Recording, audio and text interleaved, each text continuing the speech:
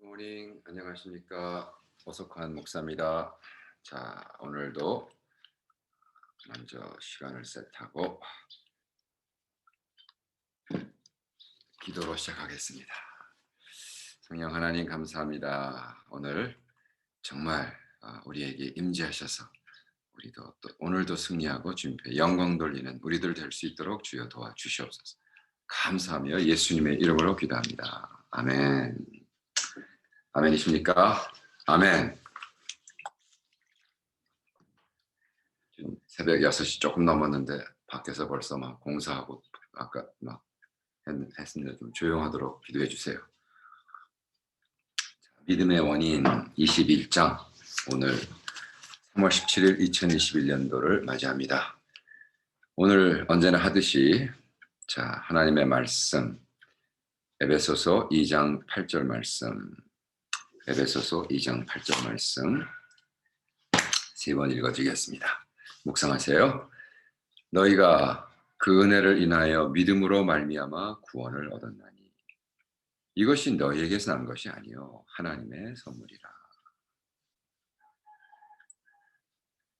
너희가 그 은혜를 인하여 믿음으로 말미암아 구원을 얻었나니 이것이 너희에게서 난 것이 아니요 하나님의 선물이라. 너희가 그 은혜를 인하여 믿음으로 말미암아 구원을 얻었나니 이것이 너희에게서 난 것이 아니요 하나님의 선물이라. 아멘. 하나님의 말씀입니다. 방질 목사님이 연이어서 말씀하십니다. 믿음은 어디서 오는 것인가? 이 이성적 비판하에서 모든 종교를 다 비교해 보니 내가 기독교를 믿어야겠다, 이런 내 결정으로 믿음이 오는 것은 아니다. 그것은 믿음이 아니다. 믿는 일이 아니다. 나는 믿는 가정에서 자라는 사람이 자연히 믿게 되어졌다. 유전적으로 믿음을 받았다. 이것도 안 된 말이다. 도움을 받을 수도 있고 하지만 바른 믿음은 유전적으로 오는 것이 아니다. 신학을 연구해서 혹은 많이 배워서 믿음을 가진 것도 아니다. 믿음은 누구에게 가르쳐서 믿게 하는 것도 아니다. 오늘 성경에 분명히 말씀하시기를 믿음은 하나님의 선물이라고, 내게서 나는 것이 아니다. 또 once again 간단명랑하게 말씀하셨습니다. 이것이 이제 오버랩 되는 것이 뭐가 있냐면, 이 말씀을 읽으면서 두 사람, 역사적으로 소렌 키어크가르드와 C.S. 루이스. C.S. 루이스는 이렇게 쓰고 있습니다. 자기 자서전에 어느 날 완전히 그 옥스퍼드의 교수, 주교는 아니었지만 인텔렉티어 이성주의자. 근데 어느 날 자기 형 오토바이 옆에 사이드카, 형이 오토바이를 타고 자기 옆에 사이드카를 타고 몇 바퀴 쭉 돌고 딱 와가지고 자기가 이렇게 쓰고 있어요. 나는 오토바이를 옆에 그 사이드카에 타고 무신론자로 타고 그거를 돌아와서는 유신론, 하나님이 있다는 걸 믿게 되었다. 라고 하면서 하나님을 만난 이런 이야기를 쓰고 있습니다. 해석이 안 되는 거예요. 무슨 내가 다 좀 불교 좀 연구해보고 다 해서, 그게 아니라 어느 날 그냥 실전적인 체험을 한 거예요. 소렌 키어크가르드 얘기합니다. 소렌 키어크가르드가 이제 막 어렸을 때 23살인가 했을 때 데이니쉬, 덴마크에서는 이제 복음주의자들이 막 나라를 우자하면서 막 정치권에 뛰어들어서 다 잡았어. 그래가지고 야, 이제 덴마크는 크리스천 네이션으로 선포하고 모든 데이니시는 이제 태어날 때부터 크리스천이고 이런 이상한 내셔널리즘, 국수주의 이쪽으로 흐르고 있었어요. 그랬을 때 그 젊은 23살짜리 케크가르드가 교회 바로 앞에서 딱 앞에 그 커피숍에서 샴페인을 터뜨리면서 예배 나오는 사람들에게 덴마크는 그것 때문에 망할 거다, 이런 도전을 했다. 이야, 대단하죠. 네. 그러면서 구원은 그렇게 나라적으로 가는 게 아니야. 구원은 실존적 하나님을 만나서 개인적으로 하는 거다. 믿음은 분명히 말씀하시기를 하나님의 선물이다. 했잖아요. 너희가 그 은혜를 인하여 믿음으로 말미암아 구원을 얻었나니 이것이 너에게서 난 것이 아니요 하나님의 선물이다. 선물. 선물이 뭐예요? 하나님 주는 사람이 주신단 말이에요. 근데 목사님이 참 재미난 얘기를 해서 제가 조금 리서치를 했어요. 이걸 좀 보여드릴게요. 여기 뭐라고 썼냐 하면 믿음만 있으면 무엇인지 다 얻을 수 있는 권세를 선물로 받았다. 흔히 절기 때 푸짐한 선물을 듬뿍 싸서 친구에게나 존장에게나 수의 사람에게 주면 기뻐한다. 물건을 받는 기쁨은 다 있어 보인다. 선물 중에 제일 좋게 이용할 수 있는 선물은 상품권이다.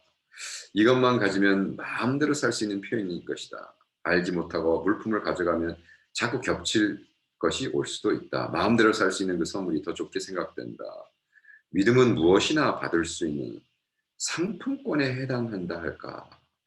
아니, 그래서 내가 이 책을 1970년도 쓰셨는데 그때 벌써 상품권이 개발됐나?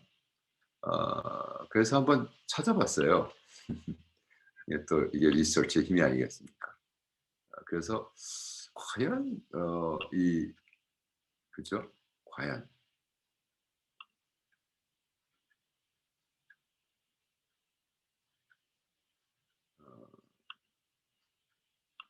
과연 이 오늘 강의 믿음의 원인 cause of faith의 그 상품권이라는 건 무엇인가? 정말로 한국에 그렇게 개발이 됐었는가? 모르니까. 저는 73년 동안 어릴 때 왔으니까 한국의 어떤 그 사회적 위치와 이거에 대해서 잘 모르니까 한번 찾아봤습니다. 깜짝 놀랐어요. 왜냐하면 1906년도에 벌써 미츠코시가 최초 첫 한국 자본 백화점 화신 명동에 사이버 호텔 자리에 들어선 미츠코시 오복점 일본 의상인 오복 옷이네요. 오복을 주로 팔았다. 옷을 주로. 그게 1906년에 시작됐고 그 건물이 1987년도에 이제 철거되는데 뭐 영국이나 이런 뭐 미국에선 메이시가 벌써 백화점이 뭐 파리에서는 뭐 1850년도 마르쉐라는 마르쉐 그러면 그냥 식당으로 생각하는데 그게 이제 백화점 이름이었어요. 그런데 이제 놀란 것은 그러니까 1906년도니까 벌써 1970년도면 뭐 거의 뭐 70년 그죠? 64년의 역사가 한국도 백화점을 자리 잡은 거죠. 그래가지고 이제 벌써 그 당시에는 80년도에는 백화점이 완전히 들어왔어. 그래가지고 54년도에는 미도파, 55년도에는 신신백화점. 미츠코시는 62년 동방생명으로 소유권이 넘어갔고 동방생명으로 63년도, 79년도 서울 소공동에 롯데쇼핑을 설비. 그러니까 70년대에는 당연히 상품권 잘 돼 있었을 겁니다. 뭐 요즘이야 말하면 뭐 엄청나죠. 세계적이죠. 명동을 벗어나 대형화, 다정화 포기를 열기를 내기 시작했습니다. 명동이라는 지역을 벗어났어요. 그리고 뭐 이제는 글로벌. 요즘 차리는 거는 한국이 세계적으로 뭐 축구장 13개 면적, 더 현대 2021년도 입력됐습니다. 2월 23일 더 현대라는 축구장 13개 면적의 백화점이 떴다는 거죠. 안에 보면은 뭐 숲을 이루고 폭포를 이루고 인공 폭포가 나오고 그랬습니다.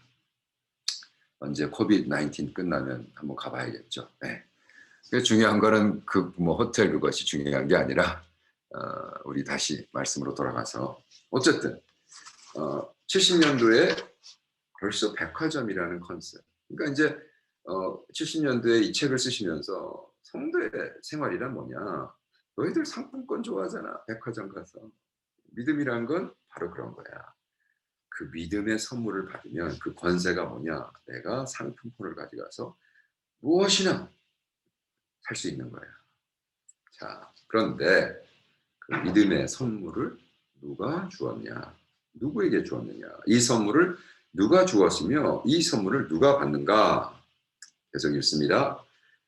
이 선물을 주신 이는 물론 하나님 아버지신데 그 하나님 아버지께서는 은혜를 죄인들에게 베푸신 것이다 하시면서 확실하게 이 은혜의 믿음을 받아라. 이 은혜를 베푸신 그 하나님께 이 사실을 믿는 믿음을 주셨고, 이 믿음은 구체적이요 실제적, 실존적, 십자가로 모든 문제가 완전히 해결되어진 믿음이다. 희미한 믿음을 주시지 않으신다. 분명하고 똑똑한 믿음, 손에 쥐게 감각에 촉촉하게 실제적인 믿음을 선물로 주셨다. 믿음은 안 보이는 것의 실상이요, 그러나 그 믿음은 나로 만지게 하고 보게 하고 느끼게 하시고 깨닫게 하시는 이러한 믿음이다. 그래서 어떻게 했어요? 확신을 주셨다. 여기는 이루에 의하심이나 희미한 것이 있을 수 없는 것이다. 그가 은혜로 주신 것이니 거기 차질이 있지는 못한다. 이렇게 말씀하십니다. 마태복음 7장을 응용하면서 너희 중에 누가 아들이 떡을 달라 하면 돌을 주며 생선을 달라 하면 뱀을 줄 사람이 있겠느냐? 너희가 악한 자라도 좋은 것으로 자식에게 줄 알거늘 하물며 하늘에 계신 너희 아버지께서 구하는 자들에게 좋은 것으로 주시지 않겠느냐? 그래서 이런 선물은 마치 상품권 아니면 더 나아가서 보증수표와 같은 것이다. 보증수표. 그런데 결론적으로 이렇게 말씀하십니다. 그런데 이것이 너희에게 난 것이 아니요. 굉장히 중요한 포인트죠. 믿음의 원인이라는 주제로 쓰시면서 믿음의 원인은 내게 있지 않은 것이다. 그 원인이 내게라면 이는 벌써 큰 잘못인 것이다. 멸망의 책임은 내게 있으나 구원의 책임은 내게 있지 아니하다. 구원은 왜? 처음부터 십자가로 시작했어. 부활로 연결돼서 ascension으로 해서 그 다음에 재림. 이 네 가지, 그죠? 처음에 justification, sanctification, glorification, 이 세 모든 단계가 나로 시작하지 않는다. 왜? 계속해서 얘기하지만 천국에서 다 이루어진 우리의 뜻으로 이루고 그거를 우리 재판장 앞에 서서 재판장은 벌써 나를 다 용서하기를 결정했어. 내가 용서해 주세요. 참 죄인입니다. 나의 죄를 깨닫고 고백할 때 이루어져. 내가 고백 때문이 아니라 벌써 재판장이 구원하기로 결정을 했기 때문에. 벌써 predestined, 그죠? predestined. 근데 나는 나의 자유를 가지고 자유의지를 가지고 용서해 주세요. 재판장들 predestin이 음과 양처럼 합립해서 구원을 이루었는데 또 믿음이 원인이 있냐? 내가 믿음, 주여 내가 믿습니다 하니까 그 믿음이 cause. 그것 때문에 내가 구원받. 난 믿음 때문에 구원받는 게 아니야. 그 믿음 자체 어디서 오느냐? 하나님, 이 지대한 선물, 믿음, 구원을 초래한 말이 내게 난 것이 아닌가. 나의 믿음이 아니라 모든 원인이 그 cause 자체가 하나님께이다. 모든 원인이 내게라면 믿음과는 절연된 것이며 믿음과 무관한 것이다. 믿음은 하나님의 선물이다. 하나님께서 주신 것이다. 아니 주시면 못 받는다. 그래서 왜 백화점을 얘기하고 상품권을 얘기하는 70년도에도 벌써 상품권이 잘 조직화됐고 뭐 1,000원짜리, 500원짜리 선물로 받으면 선물 중에 최고로 좋은 선물이 상품권이 아닙니까? 겹치는 선물도 있고 그러니까 사과 박스가 20개 들어오는 사람도 있고 100개 들어오는 사람도 있고 그 사과 박스에 돈을 넣는 사람도 있고 했겠지만 상품권을 받으면 네가 뭐 명동에 있는 백화점 가서 원하는 것을 더욱 사는 거야. 그러나 네가 그 상품권을 들었을 때 확실히 알잖아. 네가 산 상품권이 아니잖아. 네가 돈 주고 한 게 아니잖아. 누가 선물로 받았잖아. 그런 거 같이 구원도 너와 아무 무관한 거야. 무관해. 아무 상관이 없는 거야. 무관한 거야. 너는 어떻게 할 수가 없었어. 응? 네가 할 수 있는 건 아무것도 없었어. 그래서 우리 목사님이 계속 얘기하는 거예요. 응? 그 너희가 받은 구원은, 그죠? 너희가 한 아무가 없는 무가 값어치. 너희 값어치를 치를 수도 없었고 값어치가 너무 밸류블해서 무가. 그러나 뭐야? 본분은 있다. 너희가 할 일이 있어. 뭐를 해야 돼?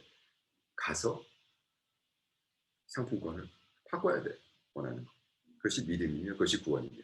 할렐루야. 그죠? 그래서 그것이 선물이라는 겁니다. 그래서 오늘 말씀도 마치시면서 이렇게 얘기해요. 근데 오늘 말씀을 마치시면서 이렇게 얘기하십니다.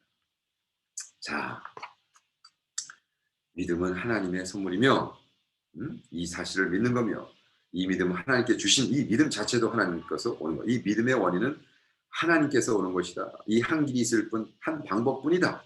그러기에 이는 절대적이고 이 절대적인 믿음 하나님의 선물로 바로 받는 것이 내 큰 사명이다. 이거를 내가 바로 받는 것도 내 사명이야. 내가 해야 될 일이 바로 그 본분이라. 그것이 구원이야. 더 엄격히 따지면 이것조차도 하나님이 주신 것이다. 뭐 이 절대적인 믿음, 어떻게 내가 믿을 수 있다는 그 믿음이 생기는 것도 절대적이니까 이분은 아주 뚜루앤뚜루 장로교 예정론을 말씀하십니다. 내가 하나님이 예정하셨고 내가 그거를 선택하는. 왜? 예정 안 받은 사람은 선택하지도 않는다. 근데 그 자체도 예정된다. 왜? 하나님이 하시기 때문에. 다시 말해서 이 모든 원인이 하나님이십니다. 믿음의 원인은 하나님이시고 불쌍히 여겨주실 일, 그 죄를 인식한 일, 사절을 믿는 일, 하나님이 주신 선물이다. 그래서 이 선물을 받는 자는 하나님께 불쌍히 여기신다. 이 선물을 받을 자는 하나님께서 불쌍히 여기신다. 긍휼을 여기신다. 아니 불쌍히 여기셨기에 선물을 주신 것입니다. 하나님의 긍휼과 또 하나님의 번성과 프로스페리티에 연결한 게 하나님의 긍휼, mercy of God. 제가 1년 동안 금식하면서 하나님의 긍휼에 대해서 기도한 사람으로서 우리 목사님의 복음은 하나님의 긍휼, 하나님의 긍휼과 연결되어 있구나. 무가본분의 구원론과 그죠? 실존적 구원론, 실존적인 것이 우리가 죄인이라는 걸 깨닫고 주여 저는 죄인이다 했을 때 하나님의 긍휼이 액티베이트해서 우리를 구원하십니다. 믿습니까? 할렐루야. 그래서 우리는 오늘도 이렇게 하나님의 긍휼을 요구하고 긍휼을 위해서 기도하는 여러분들 축원합니다. 기도합시다.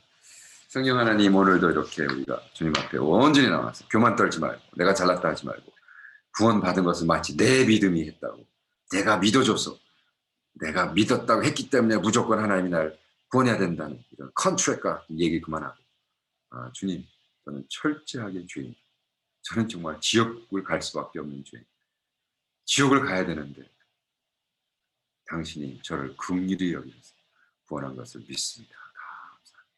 감사합니다.